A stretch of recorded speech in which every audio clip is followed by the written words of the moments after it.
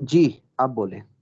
جی قرآن کے الفاظ کے اوپر بحثی تو خاص ہم پڑھ چکے ہیں، کل عام پڑھا تھا. عام کی تعریف کے مطابق ایسا لفظ ہے جو ایک جماعت پر وہ شامل ہو، یعنی اس کے تمام افراد کو. تو پھر اس کی دو قسمیں ہیں، ایک عام خص عنہ عنہ البعض. البعض.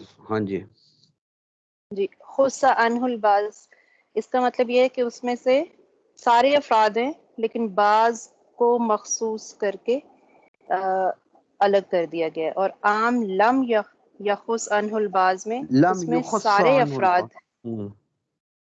لم جی یخص عنہ البعض، اس میں افراد میں سے کسی کو خاص نہ کیا گیا، وہ پورے مجمع کو ہی وہ حکم جا رہا ہو. ماشاء اللہ. اور یہ مجہول ہے نا، کسی کو بھی خاص نہیں کیا گیا. ٹھیک ہے نا، جی مجہول کا ٹھیک ہو جی گیا. تو عام مخصوص البعض اور عام غیر مخصوص البعض، یہ دو قسمیں ہو گئی. جی اب ہاں. آگے فل عام سے کس کا حکم بیان کر رہے ہیں؟ جی پھر اس کے بعد جو پہلا جو حکم بیان ہوا وہ لم یخص عنہ البعض کا، غیر لم مخصوص. یخص غیر مخصوص البعض کا حکم کیا ہے؟ جی جی اس اس میں عام پھر میں سے ایک کسی فقہ فرد کو بھی حنفی، خاص نہ کیا گیا ہو، اس عام میں سے کسی فرد کو خاص نہ کیا گیا ہو، بلکہ حکم جی کا کسی فرد تعلق کو بھی عام کے خاص نہ کیا گیا، بلکہ حکم کا عام کے تعلق عام جی کے تمام افراد کے ساتھ ہو. جی یہ تمام وہ عام افراد غیر کے ساتھ ہو. تو اس میں پھر فقہ حنفی اور فقہ شافی کے مطابق تھا. تو فقہ ہاں فقہ حنفی کے حنفی کے مطابق، ہاں جی جی کیا تھا جی تو ہمارے فقہ نزدیک حنفی اصول کے کیا ہے؟ مطابق اس کا اصول یہ ہے. جی جی جی اس میں انہوں نے کہا کہ یہ بالکل ویسے ہی ہے جیسے خاص کا ہے، یعنی اس کا مرتبہ عام کا حکم کا مرتبہ خاص کے برابر ہے. اس پہ عمل لازم بھی ہے، یعنی لزوم عمل قطعی اور یقینی ہے اس میں. ماشاء اور اللہ. اس کی جو کل مثال ایک دی تھی اس میں صرف ایک بات میں نے پوچھنی تھی، باقی جی وہ جو چوری کے حوالے سے آپ نے بتائی تھی نا کہ وہ اس میں وہ قطع ید کا جو حکم ہے وہ سب کچھ ہر طرح کے جرم کا بدلہ اس میں ہے. جی عام یہ چاہتا اگر ہے. اس عام یہ چاہتا ہے جی، تو جی اس میں اگر کوئی ایک اور جرم ایسا بھی شامل ہو جاتا ہے کہ اس پہ بھی کوئی حد لگتی ہے چوری کے دوران، جیسے جو قرآن نے بیان کیا ہے کہ اتنے کوڑے مارنے ہیں، یعنی وہ کوئی دو جرم اکٹھے ہو جاتے ہیں تو کوڑے نہیں اس مارنے، جرم کا ہاتھ الگ. کاٹنے. ہاتھ کاٹنا. جی ہاتھ کاٹنے میں سب آ گیا، جی لیکن چوری کے دوران چور نے کوئی ایسا جرم بھی ساتھ ایڈ کر لیا ہے کہ جس پہ الگ سے حد لگتی ہے، تو وہ پھر اس میں نہیں ہوگا، یعنی اس جی بعد دوران میں. چوری اس نے چوری کے متعلق جتنے بھی کام کیے ہیں، جیسے میں نے آپ سے کہا دھکا دیا، بال کھینچے، تھپڑ مارے، ان کو باندھ دیا، گھر والوں کو، چوری کر لی اور مال کھا گیا، یہ جو کچھ بھی چوری سے متعلق اس نے کیا چوری کے دوران، چور ٹھیک ہے نا، تو پھر اس کے اوپر جو ہے ظاہر ہے پھر وہ اس کی قرآن کیا کہتا ہے، اس کی پوری سزا، اس کے سارے جرموں کی سزا قطعیت ہے. کیسے پتا چلا؟ یعنی جو جزاء. جتنے چوری سے متعلق ہے، یا اگر بیچ میں کوئی مرڈر ہو گیا یا کچھ ایسا ہو گیا وہ اس میں وہ تو شامل پھر نہیں ہے. ظاہر وہ نہیں، اگر زنا کیا پھر تو ظاہر زنا والی حد بھی جاری ہو جائے گی، وہ تو الگ پھر جرم ہو دو گیا. ہزار جاری. پھر ٹھیک تو ہے. دو قتل کیا تو پھر اس سے قصاص بھی لیا جائے گا. چوری کے متعلق کی بات ہو رہی ہے جی نا. ہاں ٹھیک ٹھیک. تو اب دیکھیں نا، فقطعوا ایدی، ان کا ہاتھ کاٹو. کیوں؟ جزاء، یہ سزا ہے ما کا سابی ما عام ہے، جو کچھ بھی اس نے ہاں چوری کے متعلق، کیونکہ چور کی بات ہو رہی ہے، یہ کرینہ چوری کے متعلق جو کام جتنے بھی جرم کیے ہیں اس نے، اس سارے کی سزا کیا ہے؟ ہاتھ کاٹنا. اب اگر آپ کہو کہ نہیں جی ساتھ ساتھ زمان بھی آئے گی، تو اس کیس میں آپ نے کیا کیا کہ عام کے اوپر عمل کو چھوڑ دیا، کیونکہ عام کہتے تھے چوری کے متعلق جتنے بھی جرائم کیے ان کی سزا صرف ہاتھ کاٹنا. آپ نے کہا ہاتھ کاٹنا نہیں بلکہ دو سزائیں ہیں، زمان بھی ہے، ہاتھ کاٹنا بھی ہے. تو عام تو قطعی تھا، اس پر عمل کو نہیں چھوڑ سکتے تھے اور اس میں کمی بیشی بھی نہیں کر سکتے تھے، جیسے خاص میں نہیں کر سکتے تھے کیونکہ تو خاص کی طرح ہے نا. تو پھر اس کے اوپر عمل کو نہ قیاس کی وجہ سے نہ خبر واحد کی وجہ سے چھوڑے، امام شافعی رحمۃ اللہ علیہ نے قیاس کی وجہ سے چھوڑ دیا، غصب کے اوپر قیاس کیا اور کیا فرمایا جیسے وہاں غیر کا مال لیا جاتا ہے غصب میں، چوری میں بھی لیا جاتا ہے، جیسے وہاں مال کھا جائے زمان دینی پڑتی ہے یہاں بھی زمان دینی پڑے گی۔ اگر قیاس کی وجہ سے قیاس اگر عام کے مقابلے میں آ جائے گا تو کتاب اللہ کے عام پر عمل ہوگا، قیاس کو چھوڑ دیا جائے گا۔ ایسے ہی تھا؟ جی جی بالکل یہی تھا۔ یہ جب لفظوں ہم میں ان کی مثالیں لکھتے ہیں تو پھر ہم اس میں ان دونوں اسکول آف تھاٹس کو بیان کرتے ہیں اور ان کا فرق بتاتے ہیں۔ جی بالکل، یہ تو فرق بیان کریں کیونکہ امام شافعی رحمۃ اللہ علیہ یہ ہمارے اصول ہیں، یہ حنفیہ کے اصول ہیں، شوافے کے اصول نہیں، ان کے اصول فقہ الگ ہے۔ ٹھیک ہے، اب ہم بتاتے ہیں کہ ہم کس وجہ اچھا سے جب اس وہ میں ہمارے زیادہ اصول کے تر امام شافعی کا ہی پیچھے جتنا بھی عام زیادہ طور تر آیا پر وہ زیادہ، امام جی شافعی کے ساتھ ہی امام آیا شافعی ہے، رحمۃ اللہ علیہ کے ساتھ زیادہ تر ہے، یعنی باقی اور باقی اماموں جو کے دو ساتھ بھی ہے۔ اسکول آف تھاٹس ہیں ان کا ذکر ان کا ذکر کرتے نہیں ہیں لیکن عام طور پر وہ بھی امام شافعی رحمۃ اللہ علیہ کے ساتھ ہی ہوتے ہیں، کبھی ہمارے ساتھ بھی ہوتے ہیں۔ اگر آپ اس کو تھوڑا سا حاشیے کو دیکھا کریں نا تو اس میں انہوں نے ذکر کیا ہوتا ہے کہ یہ باقی جو ہیں وہ کس کے ساتھ ہیں، وہ امام شافعی رحمۃ اللہ علیہ کے ساتھ ہیں یا ہمارے ساتھ ہیں۔ ٹھیک ہے نا، جیسے آج جو مثال آئے گی انشاءاللہ ہم پڑھیں گے تو باقی امام شافعی رحمۃ اللہ علیہ کے ساتھ ہیں، باقی تینوں امام، اور ہم امام حنیفہ رحمۃ اللہ علیہ کے خلاف جا رہے ہیں کیونکہ انہوں نے ان کے اصول کے خلاف وہ چل رہے ہیں، تو ظاہر ہے کہ امام صاحب رحمۃ اللہ فرماتے ہیں وہ ٹھیک نہیں ہے، ہمارا مسلک ٹھیک ہے کیونکہ عام قطعی ہے اور قطعی کے اوپر عمل کو نہیں چھوڑا جا سکتا۔ اب مثال کے تو اچھا جی، یہ اب یہ لفظوں میں ملانا ہے یا لفظوں میں آپ کو سمجھ آ گئی ہے؟ لفظوں میں ترجمہ وغیرہ کر لیں تاکہ آسانی ہو جائے باقیوں کے لیے آواز بھی، آ آپ کے رہی لیے۔ آواز آئی آپ کو یا نہیں؟ جی آواز آئی؟ جی آ رہی ہے استاد جی آواز؟ جی جی جی آواز آ رہی ہے آپ کی؟ جی آ رہی ہے، ٹھیک ہے۔ اچھا یہ آپ تھوڑا سا ترجمہ بھی کر لیتی ہیں تو سہولت ہو جاتی باقیوں کے لیے بھی۔ لب لباب اور مفہوم اور خلاصہ تو بتا دیا، ترجمہ اب کیسے ہوگا؟ ترجمہ بھی کریں نا۔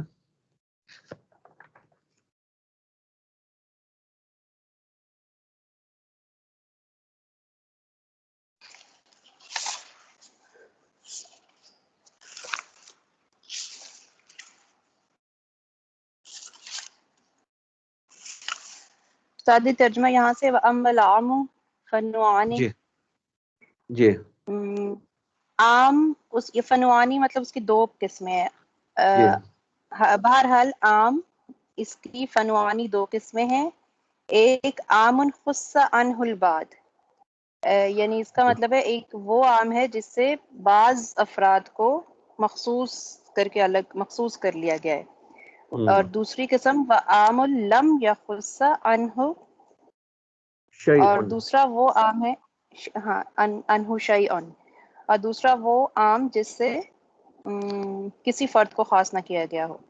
جی الذی لم یخص یخص عنہ، مجہول یخص کا صیغہ نا۔ جی الذی لم یخص عنہ شیء فہو بمنزلۃ الخاص، اب وہ جس یہ سے کسی کو فہو سے یہ مخصوص حکم بیان کر رہے ہیں، یہ حکم سب سے بیان کر زیادہ ضروری چیز ہے، سب سے زیادہ ضروری چیز جو بڑے حضرات سے ہم نے لی ہے الحمدللہ، کہ آپ جو پڑھ رہے ہیں نا آپ کو پتہ ہونا چاہیے یہاں سے کیا بیان کر رہے ہیں۔ اب جیسے یہ نوعان جو آپ نے پڑھا نا تو وہاں سیدھی بات ہے وہاں ہم کی قسمیں بیان کر رہے ہیں، اور یہ جو آیا فالعام الذی لم یخص عنہ شیء، یہاں سے کیا بیان کرنے لگے؟ یہاں سے عام غیر مخصوص البعض کا حکم بیان کرنے لگے، اور حکم کیا ہے کہ وہ خاص کی طرح ہے، جیسے اس پر عمل کرنا قطعی ہے اس پر بھی عمل کرنا قطعی، جیسے اس کو نہیں چھوڑ ایسے اس کو نہیں چھوڑ سکتے، جیسے اس میں کبھی بیشی نہیں کر سکتے ایسے اس میں بھی نہیں کر سکتے، نہ خبر واحد کی وجہ سے نہ قیاس کی وجہ سے، یہی تھا نا خاص میں بھی عام میں جی بھی، یہاں ہاں سے جی حکم بیان کریں تو حکم کیا ہے؟ عام غیر مخصوص البعض کا حکم کیا ہے؟ فہو بمنزلۃ فہو الخاص، جی خاص کی منزل پہ یعنی خاص کے برابر ہے، جی فی خاص کے در اس یعنی میں خاص کی طرح ہے، جی فی خاص کے طرح ہیں، فی لزوم العملی کہ اس پہ عمل کرنا لازم ہے، عمل کے لازم ہونے کے بارے میں وہ خاص کی طرح ہے، مفہوم کے اعتبار سے خاص کی طرح نہیں ہے، اس کا معنی خاص والا نہیں ہے۔ خاص تو ظاہر اور معنی ہے اس میں، وہ خاص تو خاص کے اوپر بولا جائے گا، عام تو کثیرین کے اوپر بولا جائے گا، مفہوم ایک نہیں ہے، معنی ایک نہیں، تو پھر کس چیز میں خاص کی طرح ہے؟ حکم میں، اس کا جیسے کیسے ترجمہ ہوگا؟ عمل کے لازم ہونے کے حق میں، جی عمل کے لازم ہونے کے حق میں وہ خاص کی طرح ہے، جیسے خاص کی خاص پر طرح۔ عمل کرنا لازم تھا، اس پر بھی عمل کرنا لازم، یعنی حکم میں خاص کی طرح ہے۔ عمل کرنا لازم ہونا تو حکم تھا نا، تو یہ حکم میں خاص کی طرح ہے۔ جی عملی بھی اور جی لا محالتہ، لا محالہ کا معنی ہے کہ یقینی طور پر، عام پر بھی یقینی طور پر عمل ہوگا، نہ قیاس کی وجہ سے نہ خبر واحد کی وجہ سے اس کو نہیں چھوڑا جائے گا، عام غیر مخصوص البات کو قطعی ہے خاص کی طرح۔ جی جب آپ لا کو حکم محالتہ سمجھ میں آ گیا یعنی نا، یقینی۔ یقینی طور پر، قطعی طور پر، جب آپ کو یہ اس کا حکم سمجھ میں آ گیا، وَعَلَى هَذَا قُلْنَا، جب عام غیر مخصوص بات کا حکم سمجھ میں آ گیا تو اسی پر پھر ہم نے کہا، اب مثال سمجھنا بھی آسان ہو جائے گا، ٹھیک ہے، اسی پر پھر ہم نے یہ مثال دی ہے، کون سی والی؟ جی اذا اذا جب قطع ید قطیا، کٹ کیا، قطیا کا کیا ہے؟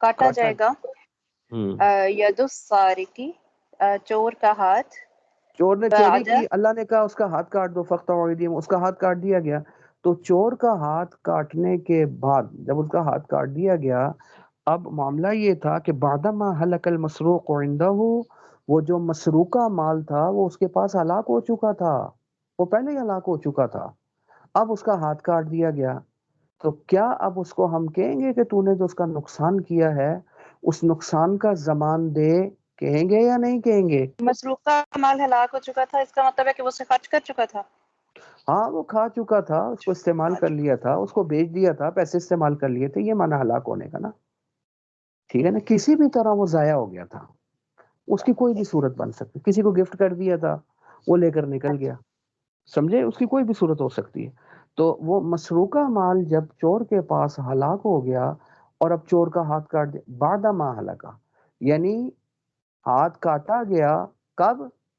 جبکہ مسروقہ مال پہلے ہی اس کے پاس ہلاک ہو چکا تھا، اس کے بعد اس کا ہاتھ کاٹ دیا گیا، تو کیا اب جو نقصان کیا ہے مالک کا اس کا ضمان لازم ہوگا یا نہیں ہوگا چور پر؟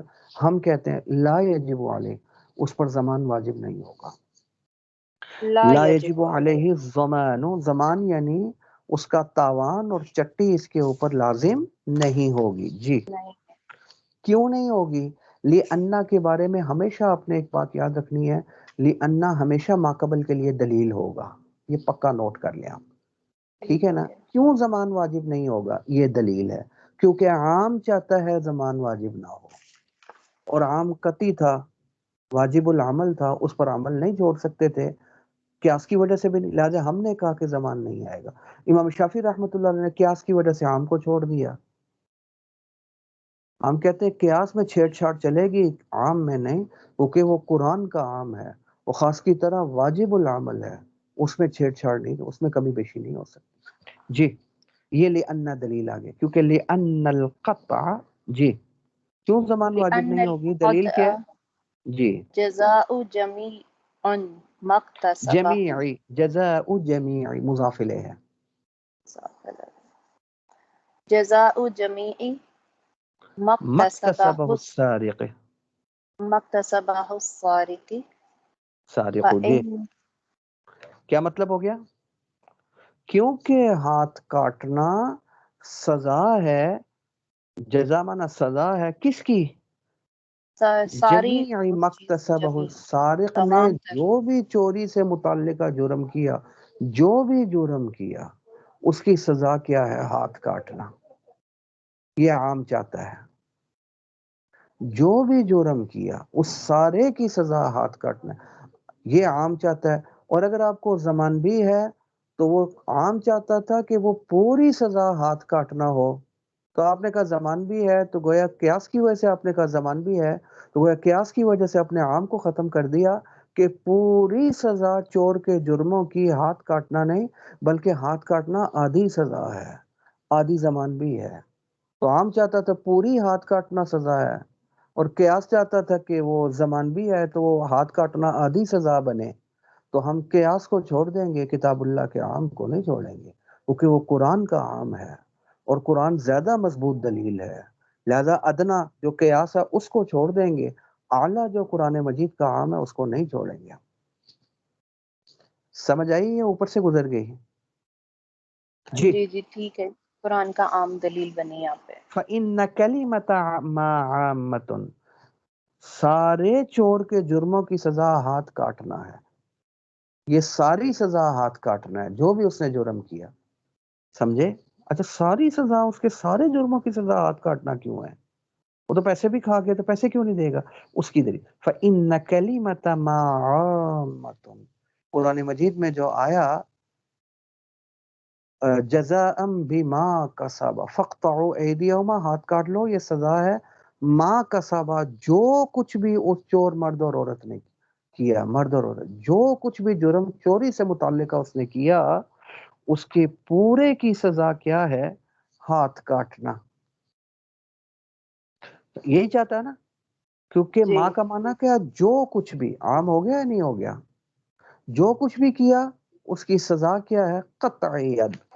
تو یہ اب ما عام ہے، یتناول جمیع ما وجد من السارق، یہ شامل ہے کون کون سے جرموں کو؟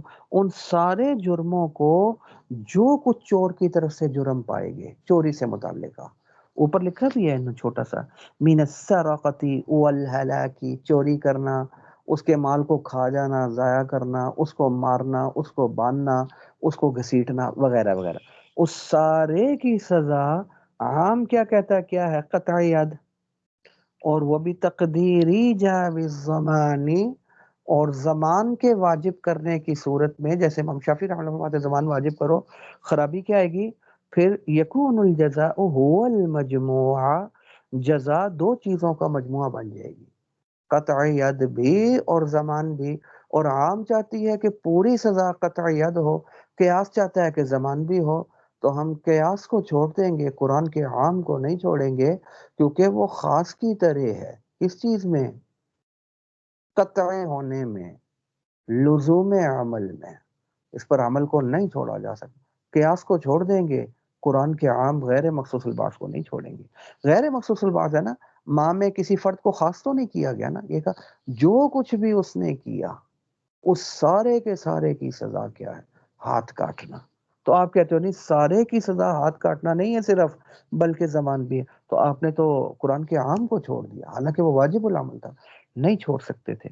لہذا ولا یترک العمل به بالقیاس علی الغصب، اس عام پر عمل کو نہیں چھوڑا جائے گا غصب کے اوپر قیاس کرتے ہوئے، جیسا کہ امام شافعی رحمۃ اللہ علیہ نے غصب پر قیاس کرتے ہوئے چھوڑ دیا، جو کہ کل ہم نے تفصیل بیان کر دی تھی۔ بات ختم ہوگی، آج دوبارہ میں نے آپ کو کر دیا اذا تکرر تقرر، تاکہ مزید مضبوط ہو جائے، ٹھیک ہے؟ اس کا آپ نے دوبارہ سے بار بار تکرار کرنا ہے، آپ کے لیے تو سہولت یہ ہے کہ ریکارڈنگ بھی ہو رہی ہے، ہمارے وقتوں میں تو ریکارڈنگ بھی نہیں ہوتی تھی، اور عجیب بات یہ ہے کہ ابھی بھی وہ انداز جو اصول الشاشی میں نے دادا جی علیہ رحمت مولانا اللہ صاحب رحمۃ اللہ پڑھاتے وقت، یہ عجیب برکت ہے۔ ہمارے استاد مولانا نور صاحب رحمۃ اللہ علیہ فرماتے تھے کہ یہ علم دین کی عجیب برکت ہے کہ میں نے جو 50 سال پہلے استاد صاحب فرماتے تھے، اپنے استاد سے بات سنی ہوتی تھی، بلکہ اکیلا بیٹھا جب میں مطالعہ کر رہا ہوتا ہوں، حضرت فرماتے تھے تو کئی چیزیں میرے ذہن میں نہیں آ رہی ہوتی، لیکن جیسے ہی پڑھانے کے لیے بیٹھتا ہوں تو وہ 50 سال پرانی بات بھی اللہ تعالیٰ ذہن میں ڈال رہے، نہیں استاد صاحب نے یہ بھی کہا تھا یہاں پر، یہ معجزہ ہے یا نہیں ہے، اور یعنی یوں کہیں کہ یہ کرامت ہے یا نہیں ہے علم دین۔ دنیا والے علوم میں شاید اتنا نہ ہوتا ہو، لیکن اس علم دین کی برکت یہ ہے، وہ 30 سال 40 سال 50 سال پہلے بھی استاد نے جو بات کی تھی، جو انداز بیان کیا تھا، جو مثال دی تھی، جو اس کا اسلوب اور طریقہ تھا بیان کرنے کا، تو وہ بھی اللہ تعالیٰ ذہن میں ڈال دیتے۔ عجیب عجیب۔ مجھے دادا جی علیہ رحمہ فرماتے تھے کہ خود بھی تم یعنی مطالعہ کر کے اس کو حل کر سکتے ہو کتاب کو، لیکن یہ انداز کہاں سے لاؤ گے جو میرا انداز ہے؟ یہ انداز تو تم نہیں لے سکو گے۔ تو واقعتاً وہ ہم دیکھتے ہیں کہ جس انداز میں انہوں نے کیا وہ بڑا ایک زبردست انداز تھا، تو وہ اللہ تعالیٰ کہیں تو پڑھتے پڑھتے وہ کر لے. تو اس لیے اب آپ کے پاس تو اتنی سہولت ہے کہ اب ریکارڈنگ بھی ہو رہی ہے، آپ اس کو 1 دفعہ 2 دفعہ 4 دفعہ 6 دفعہ بھی پڑھ لیتے. آپ یقین جانے دادا جی علیہ رحمت سے پڑھ کے میں رات کو کبھی 11 بجے کبھی 12 بجے فارغ ہوتا تھا، پھر یہاں سے جاتا تھا اپنے ایک دوسرے استاذ کے پاس، تہجد کے وقت میں ادھر پہنچا، دوبارہ وضو کیا اور دوبارہ مطالعے کے لیے بیٹھ گیا. پھر تہجد کے وقت میں استاد صاحب آتے تھے، پھر میں ان کو سناتا تھا کہ میں یہ سمجھاؤں. رات 3 بجے میں پھر آتا تھا، پھر فجر نماز، پھر اس کے بعد سب سے پہلے سبق میں. اس وقت تو ظاہر جوانی ہوتی تھی، مضبوطی ہوتی تھی، نیند بھی اتنی نہیں ہوتی تھی. تو یہ اتنی محنتوں کے بعد پھر کچھ ملتا ہے. اب آپ کہیں گے کہ بیٹھے بٹھائے ہی ہمارے ذہن کے اندر آ جائے تو یہ پھر تھوڑا سا مشکل ہو جائے گا، پھر مضبوطی نہیں آئے گی. اس لیے میں بار بار کہہ رہا ہوں، ابھی ہم نے شروع کیا ہے، اس کو بار بار سنا کریں، پھر تکرار کرایا کریں، کیونکہ اصل پختگی اس تکرار کے ذریعے آئے گی. خیر، بات ختم ہوگی، اب آگے چلے. والدلیل على ان كلمة ما عامة ما ذكره محمد رحمہ اللہ. ابھی ہم نے مثال دی عام کی کہ قرآن مجید کی اس آیت میں اللہ تعالیٰ نے لفظ ما بولا ہے اور ما عام ہے. اب اس کی کیا دلیل ہے کہ ما عام ہے؟ تو دیکھو کتنی چھوٹی چھوٹی باتیں بھی صاحب اصول شاشی رحمت اللہ علیہ بیان فرما رہے ہیں. کہتے ہیں دلیل یہ ہے کہ امام محمد رحمت اللہ علیہ جو امام ہیں، بہت اونچے درجے کی ہستی ہیں، انہوں نے ماں کو عام شمار کیا ہے. جب وہ مثال دیتے ہیں اور مثال میں لفظ ماں کو استعمال فرماتے ہیں تو اس ماں کو وہ عام شمار کرتے ہیں. اتنے بڑے امام، تو ان کا اس ماں کو عام شمار کرنا یہ دلیل ہے کہ ماں عام ہے، کہ کوئی چھوٹی ہستی نہیں ہے. امام محمد رحمت اللہ وہی کہتے ہیں والدلیل علی ان کلمۃ ما عامۃ، اور اس بات کی دلیل کہ کلمہ ما عام ہے. کیا دلیل ہے؟ کہتے ہم نے تو کہا ما عام ہے لہذا خاص کی طرح ہے، لہذا اس پر عمل ضروری ہے. تو سوال پتہ اس کی کیا دلیل ہے کہ ما عام ہے؟ عام ہوگا تو واجب العمل ہوگا اور خاص کی طرح ہوگا نا. پہلے یہ تو ثابت کرو کہ ما عام ہے. کہ دلیل موجود ہے. اتنی بڑی ہستی امام محمد رحمت اللہ علیہ، جن کے بارے میں ان کے شاگرد امام شافعی رحمت اللہ علیہ فرماتے تھے، میں خدا کی قسم اٹھا کر کہتا ہوں یہودیوں جیسا بدترین کافر اگر میرے استاد امام محمد رحمت اللہ علیہ کی کتابوں کو دیانتداری کی نظر سے دیکھ لے تو فوری طور پر کلمہ پڑھ لے. ایسے ایسے نقطے، ایسے ایسے اسلام کی حکمتیں انہوں نے بیان کی ہیں، ہو نہیں سکتا کہ وہ کلمہ نہ پڑھے. اتنی بڑی ہستی، انہوں نے بھی ماں کو عام شمار کی ہے. وہ کدھر، کس مثال میں؟ وہ اس مثال میں امام محمد رحمت اللہ علیہ نے ماں کو عام شمار کیا. اذا قال المولا لجاریتہ، مولا نے یعنی لونڈی کے مالک نے، جو اس کی لونڈی تھی اور لونڈی بھی حاملہ لونڈی تھی، اس لونڈی سے کہا ان کان ما فی بطنک غلاما، اور لونڈی تھی اس کی، اس کو کیا کہتا ہے؟ ان کان ما فی، اب یہ مالک بولا امام محمد رحمت اللہ علیہ نے، اگر جو کچھ بھی تیرے پیٹ میں ہے، کیونکہ وہ حاملہ تھی، کیا کہا؟ اگر وہ جو کچھ بھی تیرے پیٹ میں ہے غلامن، وہ لڑکا ہوا تو تو آزاد ہے. انت حرۃ، پھر تو آزاد ہے. تو آزاد ہونے کی شرط کیا لگائی؟ کہ تیرے پیٹ میں جو کچھ بھی ہے، یہ جو کچھ کس کا ترجمہ کیا؟ ماں کا. ماں عام ہے. جو کچھ بھی تیرے پیٹ میں ہے اگر لڑکا ہوا تو پھر فانت حرۃ، تو آزاد ہے. سمجھے؟ تو جب بچہ پیدا ہوا فولدت غلاما وجاریۃ، تو جب پیدا ہوا تو وہ جڑواں پیدا ہو گئے، لڑکا بھی تھا اور لڑکی بھی تھی. سمجھے؟ تو اس سے بچہ بھی جنا اور بچی بھی جنی. تو اب وہ لونڈی آزاد ہوگی یا نہیں ہوگی؟ وہ کہتے ہیں آزاد نہیں ہوگی. کیوں؟ کیونکہ اس نے ماں بولا تھا اور وہ کیا چاہتا تھا؟ ماں عام تھا. اس کا معنی کیا تھا؟ جمیع ما فی بطنک، جو کچھ بھی تیرے پیٹ میں ہے اگر وہ صرف لڑکا ہوا پھر تو آزاد ہے. سمجھے؟ اس میں کمی زیادتی نہیں ہونی چاہیے. وہ جو کچھ بھی ہے وہ اگر لڑکا ہے پھر تو آزاد ہے. کمی زیادتی نہیں، لیکن جب وہ جنا تو وہ تو لڑکا بھی تھا اور لڑکی بھی تھی، تو کیا ماننا پھر کل ما فی بطنک، جو کچھ بھی پیٹ میں تھا وہ لڑکا تو نہیں تھا، وہ تو لڑکی بھی موجود تھی، اور ماں عام تھا، وہ کیا چاہتا ہے جو کچھ بھی ہے وہ صرف لڑکا ہوا تو آزاد ہے، ماں یہ چاہتا تھا تو وہ تو صرف لڑکا نہیں تھا، وہ تو لڑکی بھی تھی، لہذا وہ لونڈی آزاد نہیں ہوگی، ماں ہے، عام ہے، کمی بیشی نہیں ہو سکتی، وہ چاہتا تھا جو کچھ بھی پیٹ میں ہے صرف لڑکا ہوا تو پھر آزاد ہے، تو وہ تو صرف لڑکا نہیں تھا، لہذا وہ لونڈی آزاد بھی نہیں ہوگی۔ یہ دلیل ہے، امام ہم عام شمار کریں، جو کچھ بھی ہے وہ صرف لڑکا ہوا تو آزاد ہو، وہ تو صرف لڑکا نہیں تھا، لہذا وہ آزاد بھی نہیں ہوگی۔ فولدت غلاما وجاریتا، لونڈی نے کیا جانا لڑکا اور لڑکی، تو جڑواں پیدا ہو گئے، لا تعتق، اس کو آزاد نہیں کیا جائے، تو شرط نہیں پائی گئی، کیوں؟ کیونکہ ماں عام تھا، وہ چاہتا تھا جمیع ما فی بطنک، جو کچھ بھی ہے وہ لڑکا ہی ہونا چاہیے اور کچھ نہیں، تو وہ تو لڑکی بھی تھی لڑکا بھی تھا، تو ماں پر عمل نہ ہوا، لہذا وہ لونڈی آزاد نہیں ہوگی، بات ختم ہوگی، اور امید ہے کہ سمجھ بھی آ گئی ہوگی۔ یہ مولا بولتے استاد جی ہیں اگر وہ، دونوں لڑکے ہوتے پھر آزادی مل جاتی؟ نہیں نہیں لڑکا کہا، لڑکے نہیں کہا تھا اس نے، پھر بھی آزادی نہیں ملنی تھی، پھر بھی نہیں ملتا ہے؟ نہیں نہیں اس نے لڑکا کہا تھا، ایک لڑکا،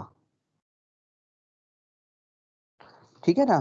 اب جی ٹھیک ٹھیک۔ اب تو ہمارے اس دور میں تو خیر وہ مولا لونڈی والا تصور ختم ہو گیا، وہ ایسے نہیں تھا، ورنہ تو اسلام ابھی تک تو وہ رہا، ابھی جب یہ اقوام متحدہ بنی ہے تو پھر سارے ممالک کے جتنے بھی ذمہ داران تھے وہ بیٹھے اور انہوں نے یہ معاہدہ کیا کہ اب جو بھی جنگی قیدی ہوں گے ہم ان کو غلام اور لونڈیاں نہیں بنائیں، جنگی قیدی کو غلام اور لونڈیاں بنایا جاتا تھا نا، تو اب یہ معاہدہ، اس معاہدے کی وجہ سے غلام اور لونڈیاں نہیں بن رہے، ورنہ جب تک یہ اقوام متحدہ نہیں تھی تب تک وہ جو قیدی ہوتے تھے تو ظاہر ہے ان کو غلام بنا لیتے تھے، اور جو خواتین ان کی فوجیوں کی یا جو لڑنے کے لیے آتی تھی وہ پکڑی جاتی تھی تو ان کو لونڈیاں بنا لیا جاتا تھا۔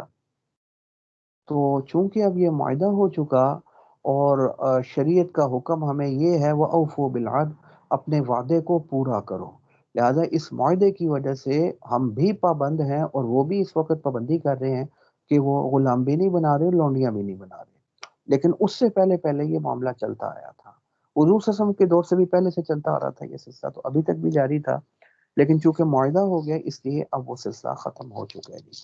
بہرحال جی میرے خیال میں اسی کو آپ اچھے طریقے سے دیکھ لیں، پیچھے والا دوبارہ اس کے ساتھ ملائیں اور بار بار تکرار کریں تاکہ آپ کے اندر مضبوطی پیدا ہو جائے، اور اس نیت سے کریں کہ انشاءاللہ اس کے بعد پڑھانا بھی ہے، خدمت بھی کرنی ہے، ٹھیک ہے جی۔ هذا هو المرام واللہ اعلم السلام بحقیقت۔ علیکم استاد، مجھے ایک بات پوچھنی تھی۔ جی پوچھے نا۔ جو ہم نے چھٹیوں سے پہلے آخری سبق پڑھا تھا اس میں تھا لا تنکح زوجا غیرہ، نکاح جب تک آپ وہ دوسرا نکاح نہ کرے، اور مطلب کہ حلالہ تب تک جائز نہیں ہے، اور یہ بھی تھا کہ وہ عورت خود سے نکاح کر سکتی ہے، مطلب جی کہ اگر فادر نہیں کروا رہے ہیں تو بھی اس کا نکاح جائز ہے تنکیہ کے بیس پہ، کیونکہ جی وہ بالکل، عورت کو بشرطے کہ مخاطب۔ کف میں کرے، یہ بھی میں نے ذکر کیا تھا۔